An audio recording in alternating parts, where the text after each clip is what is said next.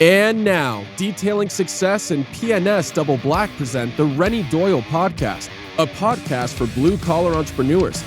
Hosted by the detailer of Air Force One and founder of both Detailing Success and the Detail Mafia, Renny Doyle. What's up? My voice is still kind of gone. I figured as much. I sound like a 90-year-old woman that lived in a trailer her entire life and smoked a pack of Marlboros every hour. Oh, I don't know. I mean, I can imagine you hanging out doing that kind of thing. Yeah, not Marlboros. You know what? I've never touched a cigarette to my lips. Closest thing I had is when we were little kids. I don't know if they had this because you're younger than me. Is we had those little cigarette packs that you could blow the gum out and it'd blow dust out. Oh, we had those, and Yeah. that's the closest I've ever come to. Yeah, I just never. I do enjoy a good cigar, but I don't think they let kids have those anymore either. No, I don't. They don't let kids have a lot of cool shit. You know, I don't know if that was cool or not, but it was back then.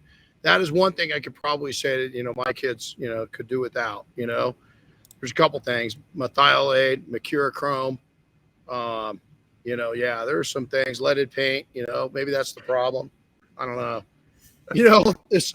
This week, look at all the good mornings, man. Is this cool? This is cool or what? On the spot, sounds like Ish threw his back out, man. Pete's on the line. Man, that's sad. I'm sorry to read that, dude. That's I had to go to the doctor, but it happens. I had that happen in 2000. Oh man, 7 or 8. I was coming down off of a customer. They raced cars, and he had a dually. He pulled a race car with big trailer, and I just came down off the tailgate. I was polishing the wind wing on the back, that sent the what do they call it, the diffuser wing or something like that on those trucks, and polished it out. It was all aluminum. Completely got done. It came off the tailgate and just landed weird on my left side and completely threw my back out. And it took me like a year and a half to get it back. It was horrible. It's horrible. So I know where you're coming from.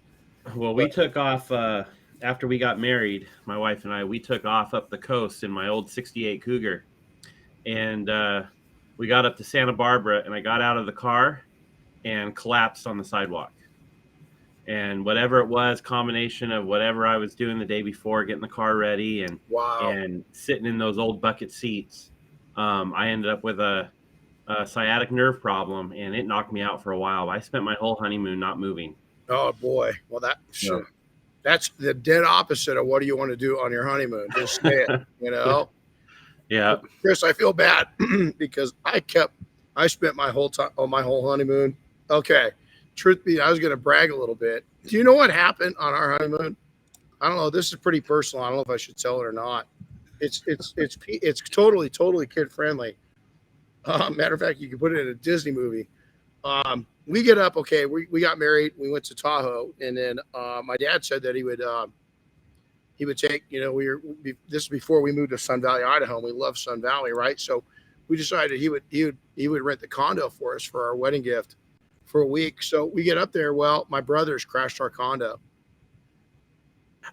I had my 3 brothers in the same condo as me my entire damn honeymoon. Well, that sucks. But we had a suite to ourselves, so to say. And honestly, it was fun. We had a ball. Don't know if Diane would take and agree with that, but the people down below us were a riot. We had fun in the condo below us or next to us. It was right on the river. I mean, we had a ball, but yeah, ours wasn't as planned either. So we got to see, and there's so many cool people saying hi. Hey, Tommy, what's up, dude? Billy, is Billy on? Oh, yeah, cool. Billy's on. What's up, buddy? Good seeing you last week. So we had so many, speaking of cool people, Mobile Tech, man, off the rails. You guys got to remember those that are coming. The first couple of years we were there was maybe, I think the first time 4 or 5 detailers got up to 6, and about 8. It tapped out at about a dozen for a few years. A dozen. We had thousands there, hundreds that are super hyper engaged. It's unbelievable what great. I mean, Kevin Halewood, which was put in the Hall of Fame this last week for the Detailing Hall of Fame, which well deserved. he started that show, and it was mainly a PDR show. And then it went over to, Clear Bra, is what we called PPF back in the day. And then it started growing and growing and growing with the detailers, but it was a real slow grow. And we had the same people there time and time again. And oh man, I'm telling you, man, my favorite show by far, I think it's way, SEMA. I love SEMA too, but for our specific industry, nothing compares to this now. I mean, nothing. I've got some input. I wish they'd have 2 days of education so that all the classes we miss on the first day, you can go to the second day. They that was a common thing. I talked to a lot of people about that. They kind of feel the same way, but I get the feeling that MTE is not interested in making that change. Yeah. Well, they better listen because, somebody will figure it out and start to show up that they do. That's the way of it. So I don't know. Well, there's nothing to stop the IDA from having an education day on a second day. Yeah. Right. Yeah, absolutely. Or, I don't know. I got some ideas, so we'll go from there and see what happens. So Barry Thiel's on, Jason Bruno's on with us. Right on. Look at that. And it's like a star-studded event today. So good. I'd love to, get some input from these guys offline. Maybe I'll bring them on. Some of these names we're bringing up, bring them on offline live, on Facebook or something like that later in the week and into next week, get their opinion on this topic because I think it's a really big topic. So, it's really cool. So, but we, last week we had a busy week. We flew out there Wednesday, got there Thursday, education day. We spoke. It was just awesome. I don't know about we. You spoke. I spoke. And then the show rolled into it on Friday. On Saturday, we gave our keynote on Friday. I was blown away. I don't know, 400 people. I don't know. Room was packed, standing room only, and it was just the feedback I had. At the last count, I had about 200 people approach me on Saturday and Sunday, or Sunday too, because we had an event on Sunday. The Mafia, we had our annual Mobile Tech meeting down there. We had, we have some great presenters down there. I mean, just Michael Hill blows our mind. I mean, it was unreal. I mean, our Detail Mafia guys did great, and every single one of them. And it's really cool to watch them step up and be able to share some incredible knowledge with everybody else. Brett, I was taking notes with what all of them. I mean, it's unreal. Then we had one more day as we stayed around, and yourself, Oscar, Jimmy, myself, and then we went to William Lahr's place down in Miami, and we hosted a coffee coatings and profits event on Monday morning there, and then we headed home. And I slept a lot yesterday. I really got some good rest and tried to take a rest on this voice. What time did you end up rolling through the door on Friday night or Saturday morning? About 1:45 in the morning. So exactly 22 hours and 30 minutes after I woke up that day. So it was a long day. The roads were bad. There's nobody on them, and just slow go, but it wasn't bad at all. I didn't slide once, and we had a storm come through. Had snow in a couple spots, but it wasn't bad. It wasn't bad at all. Literally didn't pass anybody, so I just cranked up some music and took my time. But I want to tell you the highlight. We went and had traditional, I guess, one of Miami's top-rated Cuban food restaurants on Monday before we went to the airport. Holy crap. Man, William, if you're on, give us the name of that place because it's worthy of a shout-out if you're over there. Cuban sandwich hung off the plate, all of us. We sent Oscar and Jimmy and William home with a lot of leftovers. I think each plate was good for 3 people. Oh, exactly. And so it's Gordon McCall, IC Nashville at the moment. Oh wow, hey Gordon, that's awesome. Hey, we're looking. There's a little town if you're back there. We love Tennessee, called Jamestown, Tennessee. It's a pretty amazing town. There's a lot of cool roads. So Gordon, oh man, I almost get nervous when he's on. Your heart starts pounding. He's just such a legendary guy. But go back and check out Jamestown, Tennessee. Gordon, when you're back there, let me know what you think. It's not too close where you can swing over by there, but just look it up. Tell me what you think. Pretty cool spot. Looking at maybe investment property there. So anyway, so the highlight for the entire week for me was seeing Chris Woolman drink Cuban coffee. And then the after effects, when we got to the airport, he's sitting there and he's looking at me and he's kind of looks a little flushed. He's going, woo, man, I don't know if I should have drank that or not. I mean, he was going. I told him, I said, you're going to have everything done for the entire week by the time we land in Denver. So, well, I'm no slouch when it comes to caffeine, but I could feel my heart going when we were sitting there waiting to get on the plane. Yeah, that lit you up. You were going pretty good, so it was awesome. I'm glad you just partook. You took a look at it. So, yeah, exactly. Jason Bruno says shit's like speed. It's just like, yeah, he was singing pretty good, man. And it was funny. It was because it was coming on. You could see the wave hit him, and then he was just like, he was multitasking like crazy, and I said, and I only drank half the cup. Yeah, and they're that big, but oh man, it's good. It's good. I've got a way of making Cuban coffee here, but I just don't do it too often since the machine came in. But I love good Cuban coffee. That was pretty cool. So hey, let's roll into this. So many great memories. Probably the most. Last week was a special week because I saw a new generation of what I call super pros coming up into light, and I could see them start to take and really get that. They need to step up and help take this industry to the next level. And boy, are they stepping up. It's just really, really cool to see them in there. And so I saw a mind shift change. We're going to talk about mindsets that will change your business and your life. And we're going to talk about exactly that. And I talked about it a little bit in my keynote last week, but we're going to dive into it on a mini scale of that. And we all come into business with varied realities. When both, it's funny because both times I my first launch into detailing was a kid towing around, first off, just going out to the airport and then towing around a little, a little wagon with my stuff in it. I won't say it was off of survival because, my mom and grandma, we didn't have much, but I didn't have a whole lot of my basic needs were covered. We didn't have the best food.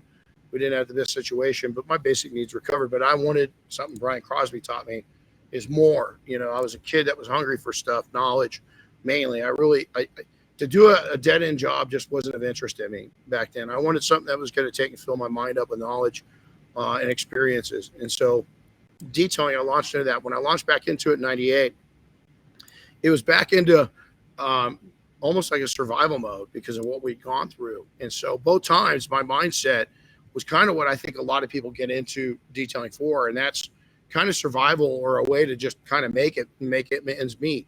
And then now we've got a lot of people are coming in for passion. They've got it's a side gig and are working it into their full-time gig. Is the best thing that you can do is face your realities right off the bat. Look at your realities and start looking at those realities as a way to build up your dreams and your goals. And I say dreams so many times entrepreneurs switch their dreams for goals. And I think that's a big mistake because I think personally and professionally, what I've seen is training a lot of entrepreneurs and working with them through that. It seems like, and I don't want this is a double-edged sword. It seems like once somebody gives up their dreams and just goes to goal base, is that I think it kind of stuns their growth a little bit. And I think it shifts them. And I think that their goals become so big that they forget about their dreams. Now you have to have goals to make your dreams happen, but I think those dreams have to stay bigger. And you got to remember, man, a lot of people just think this life's going to go on and this chapter you're in is going to go on forever. Each chapter is pretty short. And so you've got to be able to take and live your dreams out while you're building those goals into place and making them happen. So many people go into business with all the right reasons, man. They have all the right reasons, only to find out just how hard it is, and that those reasons were the wrong reasons and the wrong realities. Now, the reasons can sometimes be right. Mine was simple, is that I saw when I really launched back into it in 98, is that detailing there was a very small pocket of people really making it happen across the entire globe. And so I had a two-part reason is I wanted to take and survive and get some coinage in my pocket to feed my kids. And B, I wanted that to take and allow to build on my goals and do something with this thing this time. but I didn't want it as just a singular opportunity. I wanted it as one source of income. We'll also get into that in a little bit. So 98, again, my reentry into it was barely making it was the highest goal. Most people in the industry, that was pretty much it. As long as they're paying the lease on their shop, or they're paying their van loan amount, and they kept a roof over their head. It was kind of the norm. You're kind of lucky just to do that because it was such a transitional situation where it was like a homeless encampment. Is people would come and go constantly out of this industry because the turnover was so high. A handful of operators were really making a respectful living, even a smaller amount, a handful worldwide. This is talking worldwide, became wealthy. Wealthy was practically unheard of within our ranks. Unheard of, but yet there was still a handful of people making it happen. My goal was I don't think I ever made the connection before, but you came back to the industry in 98, and 98 is when I got introduced to the industry. Wow. That's the same year that I was in college, and I went to work for a detail shop going through college. I'll be damned. Well, see, everything for a purpose. 98 was a big year for a lot of people for a lot of reasons. That's a whole nother, podcast right there. But that's kind of cool. I didn't know that. That's kind of seeing another tie-in. So just think if you would have had Cuban coffee in your blood back then, what you could have done. We can end the podcast now. My claim, my secret formula is Cuban coffee then. So no, it was really, my goal back in 98 was multiple streams of income, and detailing just being one of them. And again, I call these stepping stones. A lot of times we really, sorry guys, I'm still getting over this cold flu, whatever it was. A lot of times we're a product of our own realities. We're a product of our environment. It's my tribe was my mom and my grandma, and their tribal knowledge within business wasn't very, it scared them. So every time I went into a new little venture when I was a kid, my grandma thought I was crazy, is that she's thought going and getting a job and spending 30 years doing that was kind of the way to go.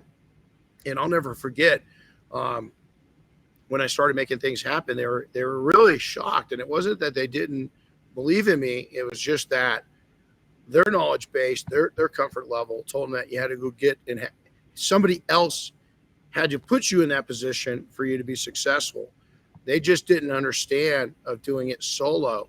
And so that tribal knowledge was really difficult for me because I had a scared family that was, scared for my well-being, and they just didn't understand it. The other thing that's really is people to understand, about entrepreneurship is this shit's hard, and it doesn't get any easier. And that's why it doesn't matter what industry or what business, so many people fail, is that they think, well, your first year, it's, that's your hard year. In reality, a lot of us were talking, Mark Johnson, Jim Gogan, and I were talking this last weekend, and we're part of that original club going back to 06 at Mobile Tech, 2006. And we'd all gone previous years. We just didn't meet. We didn't, we were there for classes. They didn't introduce people back then. There was a lot of different kind of systems and processes. So we just didn't meet in the very, very first years. But so many people fail, and it's so hard, and it doesn't get easier. Hopefully what happens is if you hold the line and you don't back off, is that you start getting wiser and smarter, and you start learning how to handle these hardships, compartmentalizing them and not taking them home and losing that stress level over those things. But so many times the money factor is just so much. People they have this raw idea that after the first year or two, after their freshman year, your freshman year can last 5 to 7 years. And that's if you're pretty wise. Now, some people will cut it down and they'll do really good. But then I see this, and this is really worrisome right now with what's going on, is we've had a pretty easy go of it. Not to devalue people that have started in the last 8-10 years. It hasn't been a bad or hard time to start a business. And I'm afraid that some of those early, those people that really had huge successes in year, 1, 2, or 3, I think when some of these hardships starts hitting them, how are they going to, my concern is hopefully they've kind of figured it out. They're a lot smarter than the previous generations. A lot of them banked off of us to hear this. But how are they going to handle those hardships? Will they handle those hardships? And so that's a big concern across, not just in our industry, but in all service industries. And we're starting to see that already play out, as a lot of companies are really having problems retaining people. They're really having problems with culture. There's just a lot of things that are on the radar for me that I'm watching to see how it plays out, and to see if we have entered a new era where this generation coming up right now has got it figured out a little better, with the combination of the amount of education that's out there, and then also with direct and instant access to information with social media. Has that made an impact? I think it definitely has, but we'll see how it plays out over the long haul. So the other thing is passion. Now we're at a junction where people came into our industries, or a lot of service businesses, as either it was a survival, or they loved whatever it was. Maybe it was they're building computers and they love computers, and so they're servicing computers. It was know-how, and so they did that with a need. They needed a side gig to make more money to make their mortgage. In this instance, it was the love of cars, and then the need in airplanes, and the need to make money that drove me into it. But really, now we've got this whole generation of it's entrepreneuric. It's entrepreneurs coming into this from a business standpoint, and they really don't have any true passion. I've had more and more people tell me they like cars, but they're not car people. Here's my take on that, is that a true entrepreneur will always make it work. Doesn't really matter to some of these, because I've seen it happen before my eyes the last few years, is they're just going to make it work. But somebody that's got a real true passion base, and that is an entrepreneur, is, boy, I'll tell you what, they're going to take it to a new level. And that's really where my story came into play, is that I built myself into, I already had the passion for anything with wheels. It doesn't matter if it's got an engine, wheels, even if it doesn't have an engine, anything that rolls or flies or hovers, I'm going to absolutely love it. So I had to build up the entrepreneur side. That's why I've always gravitated towards automotive-based businesses, is that passion for automotive and aircraft kind of pushes it. Now I went different directions in that, but that original success, it really took and amplified where I was, because again, it was passion-based, but I started to build up a lot of entrepreneurial based skill sets and knowledge. So now this is the big one, stepping stones. People a lot of times right now, they want that instant success. They are like Facebook or Instagram. It's not a delayed reaction or action, is they want it now. And I'm going to tell you, is that there's a danger to taking in overgrowing the natural pace. I talked about this topic a lot this last weekend. It's a very dangerous thing to overstep that. There's a pace that you want to go at, and you've got to be able to have your receivables. You've got to have your profit and loss. You got to have your bank. You got to have everything in place that will handle that type of growth, and that takes time. You've also got to have the relationships in place. You have to have your savings in place, and so everything's got to be kind of at that same level, or it just doesn't work. Now, here's what we did, is that originally, and I've got my original business plan from back in '98, is that I wanted to take and to get into different aspects of the automotive service businesses. But I also saw we wanted to go into, naturally detailing cars, aircraft, watercraft, all these different things. But we started out with what we knew at that time. We knew aircraft like you wouldn't believe. We were super knowledgeable on the aircraft side of things, and we knew cars really well. So the watercraft was something that I grew into a little slower as I got my knowledge base there, as I filled my brain up with knowledge on boats. I didn't have a lot of information on boats, so I had to build that up. The other thing that happened is that once we started getting full service circle going, where we did have the watercraft involved with the jets, with the automotive, we were even where we were in Sun Valley, Idaho, a pretty wealthy area. We started detailing and maintaining sculptures and works of art that were yard art. It was unbelievable. I'd get thousands of dollars to go out. I called them, God, the customer would kill me. But there's these big red spears, these big beams, and I called them the red French fries. It looked like a big stack of French fries that this giant had turned upside down and kind of threw into the ground, and they stuck. But this thing cost hundreds of thousands of dollars by this artist, and so we go out every year and polish them up, take all the water spotting off of them, and then put protection down. It was really big, so we talked to him twice a year, and it was quite the project. It was a lot of money, a lot of time. That kind of skill set, those stepping stones, you had to get your knowledge base caught up. Boy, could you imagine if we would have screwed those up? How much would the artist charged us to come back out and fix that? I can't imagine. Our insurance company sure didn't like it, but we convinced them to cover it. So seasoned entrepreneurship is a real thing. Now, once we got that our patterns down and we felt really comfortable with what we were doing, our core income was there. We were putting money away. We were well vested. We were the leader within our sector, within our niche, within our markets. Once that got done, now we started looking at new, bigger opportunities that we could grow into. And again, some of those opportunities, several of them, were outside of what we were doing in new industries that had nothing to do with the industry we're in. We've still got stuff like that going right now. Look, I got a meeting at 11:30 today on exactly that, a new opportunity. So it's pretty exciting because 2023, one new business for sure. You guys will learn about that probably in about July. And this other new one, we could actually have it up and running before that. Chris doesn't even have all the details of it yet. But today I'm going to a meeting with Mike, Chris, and we're going to sit down. We're going to mind map this out between the two of us, and could be something that we jump into in the next coming months. Pretty exciting times. With that, though, part of that's always been is that we develop a natural growth strategy.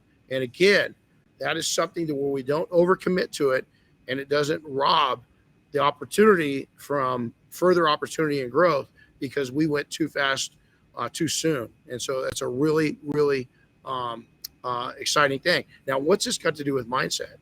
You've got to control all these things. Is that a true entrepreneur make it work? But if it's passion-based, it's going to work a little better. Now, if it's passion-based, you're also going to, the bad side of that is you got to listen to that entrepreneur little devil up on your shoulder or angel, and then the passion devil on your left shoulder. The reason why is the entrepreneur side of yours should always be the balanced person. That should be who calls the shots. The passion side of me, that little devil up here, can talk himself into doing anything because it's a great idea and I got so much passion towards it. And so you got to look at that. The original success is that you've got to look at your original success and remember, have the discipline and remember who you are and what you are, what your tribal knowledge is, and has that tribal knowledge grown into real world knowledge that will allow you to go to where you're going. Stepping stones, you've got to be able to take, and really your mindset is don't slow yourself down, but don't look for stepping stones or other opportunities until the time is right. And you're the only one that can tell it. But I look at people. I just looked at a situation this weekend, and I'm looking at somebody taking a stepping stone, and I'm going, man, the warning flag's coming up. But there's no way you could tell that person that because you could see they're so wrapped around the axle on it that I would have lost a friend had I shared my opinion. I value the friendship. Over time, I'll share my opinion. Hopefully, we'll make a difference. We'll see what happens. New, bigger opportunities. That's going to happen. Don't let the passion side of you be too scared. That's when you look over here to the entrepreneur, that little entrepreneur angel, and talk to that angel a little bit. So many of us, an opportunity comes up and we get a little fearful. Is that, it's outside of my realm of reality. It's outside of my tribal knowledge. We'll grow that tribal knowledge. Grow that reality circle. Don't be afraid of it. And then again, both of those are always your mindset is natural growth. Now, discipline. Let's talk about discipline and what setbacks and what takes people further and what takes and sets people back. Your thoughts. Your thoughts, I'll tell you, is that Chris has known this, is that we had a rocky last quarter of 2020. 2022 was not the greatest year of my life. We had some great things happen. We had some real struggles, personal struggles, family struggles, business struggles. We had a lot of relationship struggles. A lot of people bring in a culture that just wasn't natural to me, that threw me completely off my game, really threw Chris off his game, threw many of us off our game for really 18 months, but it just kept accelerating. And so what you enter as thoughts. Now, I had somebody tell me this in the early days of this pattern, that you got to cut cancer out of your life. Bad people that don't align don't build. People that don't align don't assist. People that don't align destroy. And I wish I would have taken and spoken my mind more often with clarity and at an earlier stage. I wanted to try to make the best out of it. I wanted to try to make it work, but it was evident. I knew it wasn't going to, and I should have gone with my gut. I should have just gone with it. So your discipline on your own thoughts. Now, a successful person is glass half full. Matter of fact, that's my trigger this whole year. Anytime I let any negative thoughts into my mind, I say glass half full. That tells me, Renny, reset yourself. Don't go there. And I'm going to tell you this. We are the first month into a new year, and that one trigger point, that one way of correcting myself has worked miracles in my attitude and in my thoughts. And so having a trigger, a lot of people, if you know anything about PTSD, is there's triggers that will set people off that have got PTSD, negative things. Well, this is the opposite. I have a trigger that will set me off to positive things, that will take negatives and turn them into positive instantly. And it's working unbelievable. I feel remarkably well. I've still got some time in the saddle, so to say, to get myself back to where I was. Matter of fact, I'm not going to even go to where I was. I'm going to go past. I'm going to be a better man through what I've learned from this. Again, go back. Remember our tribal knowledge? My tribal knowledge on culture is really strong now. I never figured that this at this point in my career that I would have that lesson learned. And boy, it was a valuable lesson. Won't happen again. So I took my entrepreneur side on this side, my passion side, my passion for people. That little devil spoke to me way too much. I should have listened to this and cut bait when I could have. The next discipline that you got to take is your health. I'm really guilty of this right now. That last quarter, I can use it as an excuse. I took and just I didn't train like I normally did. I didn't eat like I normally do. A lot of things happen. Your health, taking care of your body, going to the gym. We just had, a gentleman, a friend of ours, share that he threw his back out. Training on a regular basis, stretching on a regular basis, walking on a regular basis, getting out, your mental health, again, thoughts, what goes into here. All of that is so important, and you've got to have the discipline to not accept any of the junk. You can't put stinking thinking into those patterns. So your health is really, really, really huge. And then lastly, there's a lot of things I could talk about today, but I'm going to jump into this for a second, is your expectations. This is a really tough one, because I've got is that if my kids or if my closest people ever thought that I had too high of expectations for them, you should jump into my mind and find out what my expectations are for myself. So the first thing is I do have high expectations. And I've often heard the last several years, you can never expect somebody to have to fulfill the expectations you have for yourself. And I don't agree with that at all, man, because my expectations of myself now, they haven't always been, but now are pretty reality based, and it's pretty common sense. And so I have those same expectations for people around me. Some people might not like that, but that's just, I have figured out me.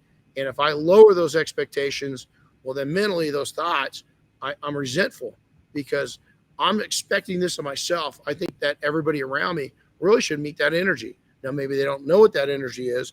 Maybe it's my bad if they don't know what those expectations are. There's the side, the caveat to that is that you've got to take and share what your expectations are around those. It's not fair to hold them to expectations when they don't know what those expectations are. So to have team meetings, even with your spouse, your loved ones, your kids, definitely your team at work, but even yourself, mind map those expectations out. What drives me nuts? And then share that with the people around you. There's nothing, if they don't know these little things drive you nuts, is that if you're around Diane, she can't stand to have her face touched. And it's funny because I've never seen anybody that didn't, never known anybody that didn't like to have their face touched.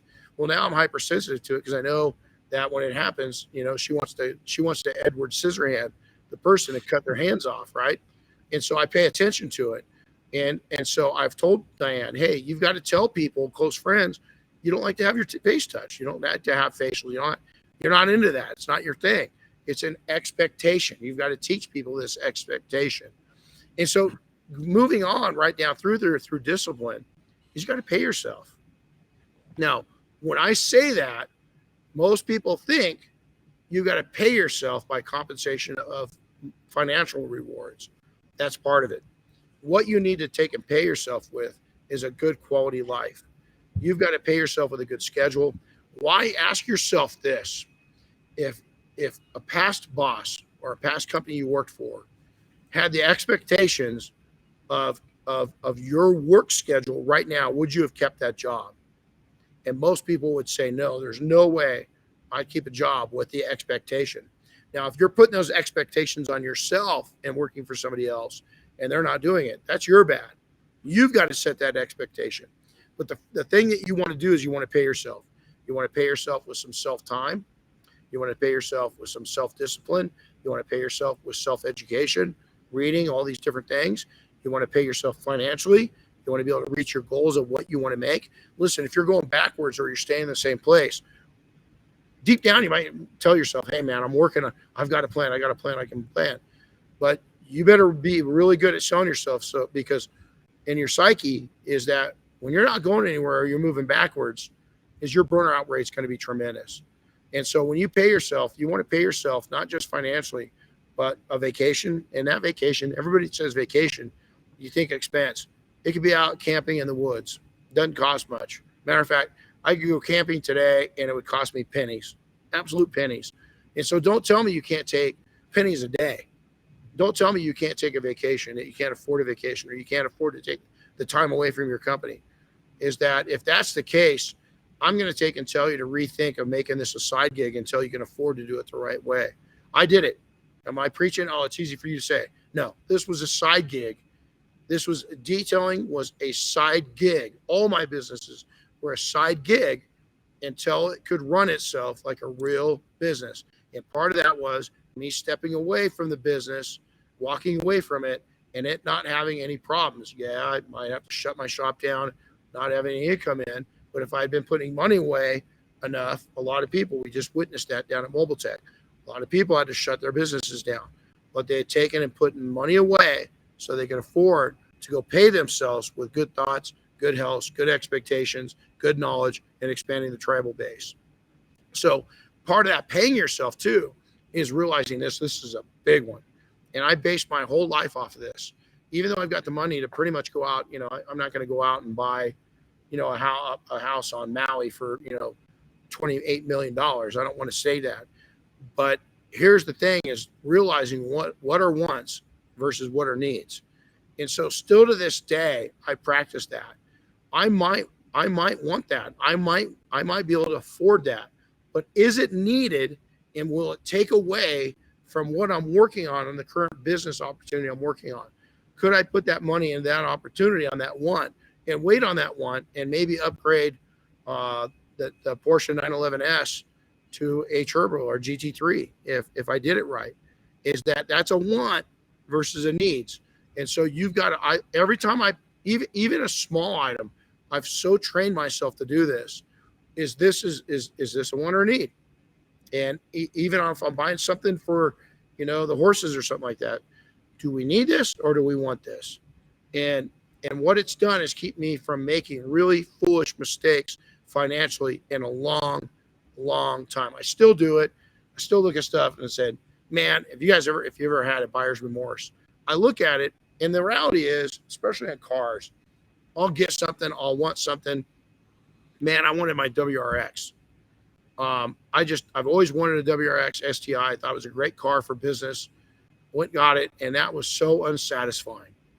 It was a want, and I really didn't look at it. I wanted to fulfill that want, but now that also again tribal knowledge is now I know that, and I've practiced that. The younger that you can be at realizing and be a lightning rod of reality, the better off you're going to be.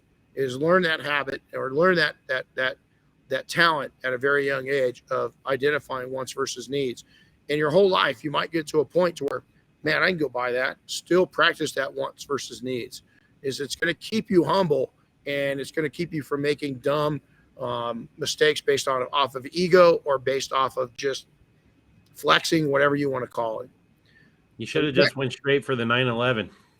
I should have just went straight for the 911, And even now is that we had a great relationship with Porsche, and we had some amazing Porsches. I was thinking last night of how many cool cars I've driven and had in my garage in the last 18 months. Some really cool cars. And right now we've went because the economy is that, again, I had over a quarterly meeting with my CPA and our bookkeepers. Is I went down my list of wants, and I went down my list of needs, and some of the fancy cars went away. Is because I want to make sure that I've got pressure on me is not only to get through this, any kind of economic slowdown with strength. I've got all eyes on me. And if I don't grow through an economic slowdown, people are going to judge that. And so I wanted to make sure that I was cutting fat off that I didn't need, as not just a way to protect myself, but also a message saying that, hey, look, I practice what I preach. And that's exactly what we did. But you're right. I should have gone with that 911. I'm sure Gordon would agree too. I love his car. So soul deep appreciation is, I match energy, man. I match energy. Is so many times I'm a guy that I really do try to show appreciation. I really do. And sometimes I'm not perfect at it. None of us are. But the second that I don't feel it coming back and I show it, it's kind of the 3 strikes in baseball, is I'll show appreciation, nothing back. I'll show appreciation, nothing back. I'm going to give it one last team effort. Show appreciation, nothing back. I'm done. I'm going to be nice to you, but I'm not going to suck up to you anymore. And is it, should I keep going? Part of me says, yeah, but I wear out on that emotion. If somebody's not going to match that, I'm just done. Even a customer is if it's in my mind a little bit and they're kind of perturbing me. If when I was at a point to cut them, I raised the price. I'd either make them pay for the trouble it was to deal with them, or I'd have them go away. And it's just that. But I want to tell you, most appreciation that I give out is matched. And I love that. And, William Lara sent me the nicest.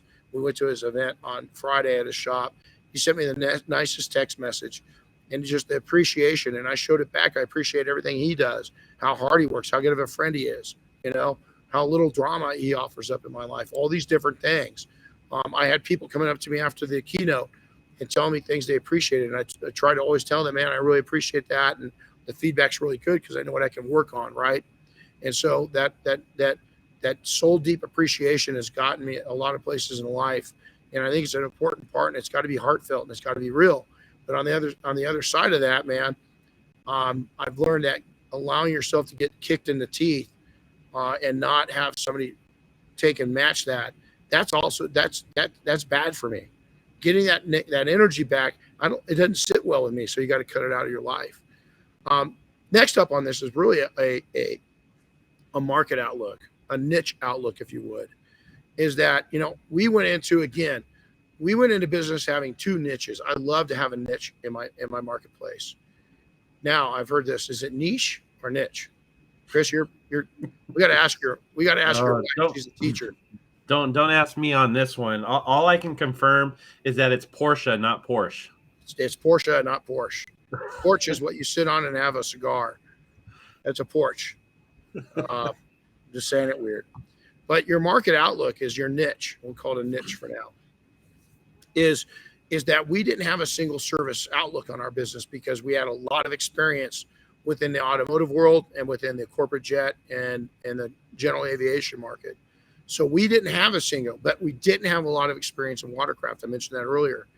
We also didn't have any experience with going out and doing these sculptures. Now, I did have a little oops in the sculpture side of things. I'm going to share that story with you on how I handled it. So we had these copper sculptures that Randy Randall, he's no longer with us. He passed away. But Randy was really good friends with an actor named Bruce Willis. They hung out a lot. He introduced me to Bruce Willis. He was a great guy. they're having a fundraiser for something that Bruce really backed up. I can't remember exactly what it was, but Randy wanted all these sculptures from the famous artist that was going to be there. He wanted them done up because the artist wanted to show his sculptures right. So we had the French fries in the ground.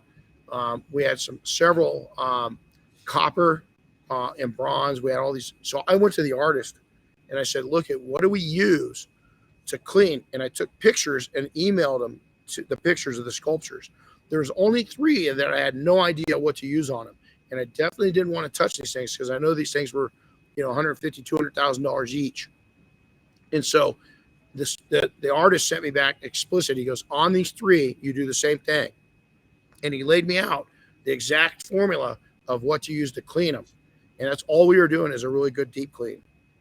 Brushes out, steamer, the whole bit. He verified steamer would be fine. So we went through, we hit the first one. It looked great. When we were done, it was great. His combination of products to use was perfect. We hit the second one. It was great. The patina of the aged copper was still there and everything else. Well, we hit the third one, and it went from an aged, it looked like it was, 1,000 years old, to where it was a brand new shiny penny. The copper on it, just, I didn't know what to do. We could literally see the top treatment just rinse off of it as we hit it with water. And I freaked out. So I called the artist and I said, we got a problem. That third one just turned to a copper penny, and it went, oh my God, I sent you the wrong instructions on that one. And so I was like, well, what do you want us to do? So he wasn't in town yet. So what we ended up doing is we decided to just make it pure glossy. So we polished it out. So Randy was a little upset at me. He was really mad, started screaming at me. And I told him, I let him scream. And I told him the story of, the artist giving me the instructions and then openly admitting that he'd given me the wrong instructions on that one, that it was a different surface and all this stuff. So long story short, they calm down, they get there. Well, the artist, as part of this fundraiser, was giving part of the proceeds of each one of these. He was selling 6 of each one of those 3 off. It was a real limited collection. That was all he's got to make. Guess what one he sold out at first? The shiny one. So something happened for a purpose, but we had to go back and, that was outside of our wheelhouse. Could you imagine if we wouldn't have gone for instructions? That would have been really bad. We could have ruined all of them. So your market outlook is single service. A lot of us come into the automotive side, the aircraft side, the boat side, the coating side, the paint correction side. But there's a lot of other services. Again, seven streams of income. I want 7 different sources of income in my life. And now with shops, you can actually have that 7 source of income right there in one shop. It's an incredible time. You could add on all kinds of things. Also, not just the add-on opportunities, but what are people going to hit you with? They're going to see you being successful. People are going to bring you opportunities. And I'm going to wrap this up here in just a second. I'll take and let's do another podcast. I don't want to share this one. This is a really good story about the mad scientist at Oshkosh, the biggest air show in the world, and how I mistreated a relationship and really screwed up an opportunity. We'll go into that at a later time. So all these new opportunities, you got to take, don't turn them away. Just because they're not in your wheelhouse doesn't mean they can't be in your wheelhouse. So input is really huge too. And that's going to help you with some of these opportunities, is that the circles that you partake in is, listen, I've got some childhood friends I stay really close to.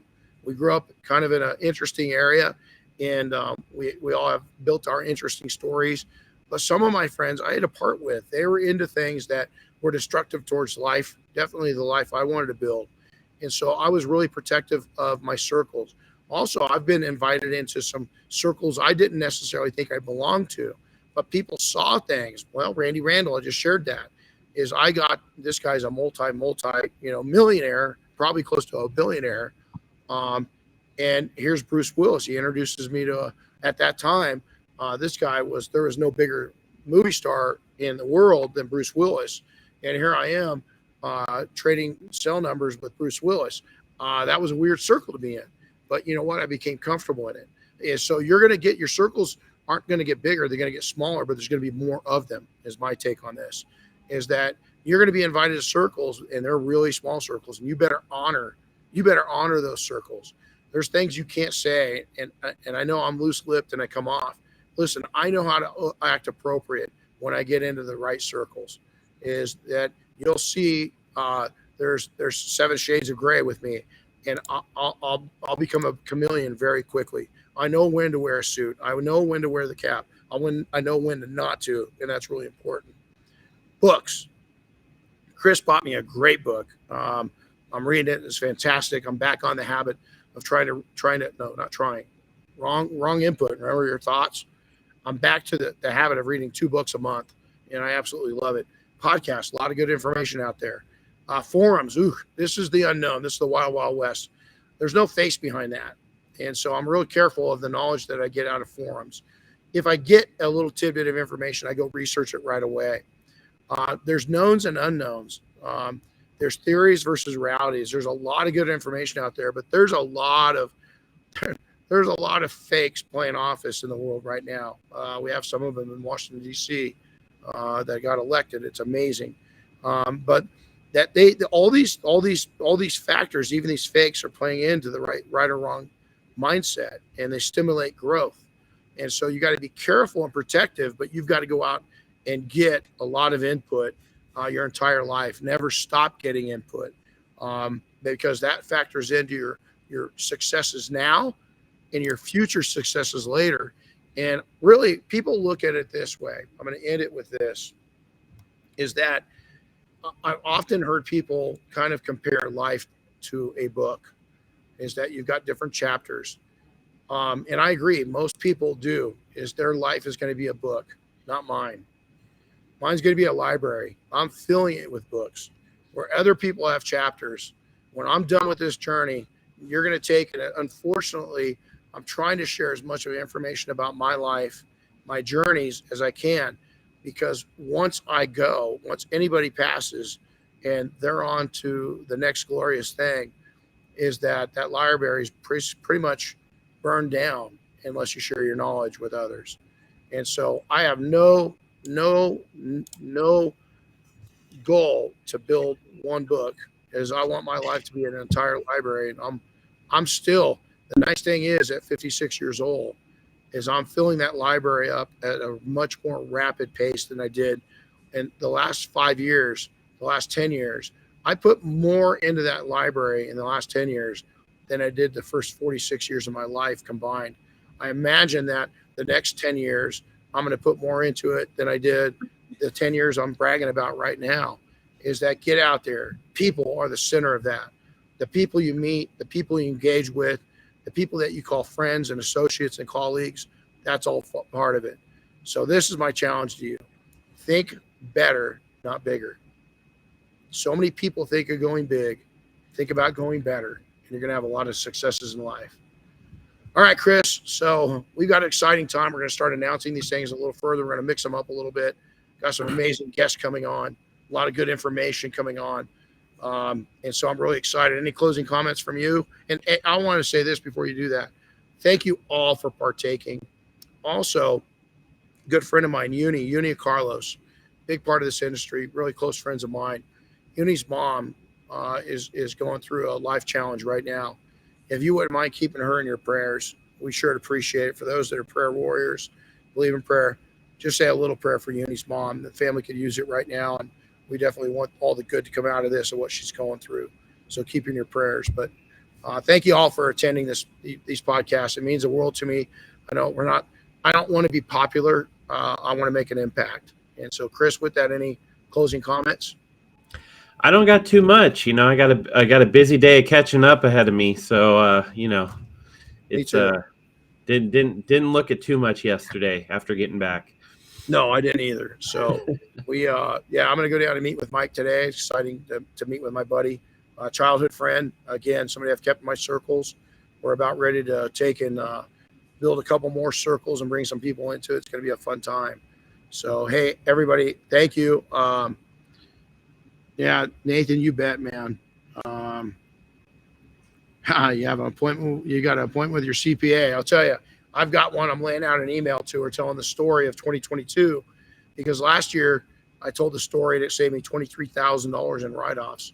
So she said, hey, Renny, get busy storytelling. And so it's not up to your CPA to do your taxes. It's up to you to tell the entire story of your year, all the way down to the smallest detail. So he or her understands that story so they can save you money. And that's key. So Chris, go have a good day. I'll catch up with you later. I'm going to go down and meet with Mike here. I'm going to get a workout in real quick. I got to leave here in about an hour to go see him.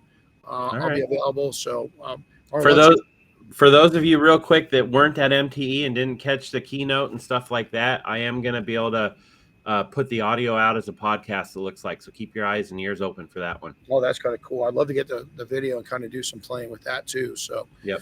All right, guys. Well, hey, you guys have a blessed rest of the week, man. Be powerful. Go make a difference in somebody else's life. Watch those circles. And again, mindset, keep that right mindset. We'll talk to you next time. Take care, everybody. Thanks for listening to the Renny Doyle podcast, brought to you by Detailing Success and PNS Double Black. Listen to new episodes weekly, and be sure to subscribe on Apple Podcasts, Spotify, or wherever you get your favorite podcasts. And don't forget to share with your friends and colleagues.